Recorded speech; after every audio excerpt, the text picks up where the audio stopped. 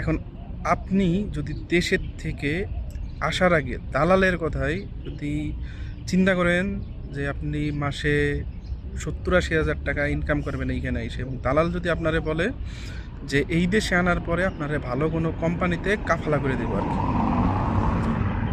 এবং এই দেশে আসার পরে আপনি মাসে লাখ টাকা ইনকাম করবেন, তাইলে কনফার্ম ধরা খাইবেন আর কি।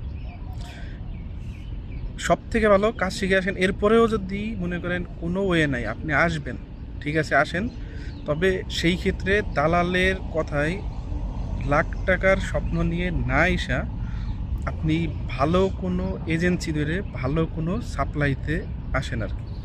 যদি বড় কোনো সাপ্লাইতে আসতে পারেন তাহলে ওইটা আপনার কোম্পানির মতন সুযোগ সুবিধা না পাইলেও মোটামুটি ওই কোম্পানি আর কি। ওইটাও হয়তো বা সাপ্লাই কোম্পানি, ওইটাই ডাইরেক্ট কোম্পানির থেকে মানে কিছু মনে করেন একটু কম দেয় আর কি সুযোগ সুবিধা আর কি।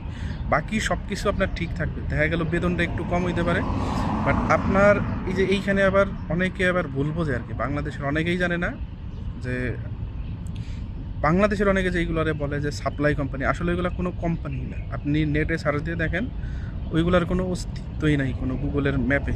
এখন এই দেশে যদি কোনো কোম্পানির মনে করেন লাইসেন্স থাকে এবং তার কোনো লোকেশন থাকে, অবশ্যই গুগলে সার্চ করার সাথে সাথে দেখায়। বাট আমি দেখছি অনেকগুলা কোম্পানির নামে বিষয় যেইগুলার কোনো ডিটেলস মানে সিডে ফোটা পর্যন্ত আপনার গুগলে কোনো সময় থাকে না আর কি, এবং ওই বিষয়গুলোতে এইখানে আসার পরে ধরা খায় আর কি।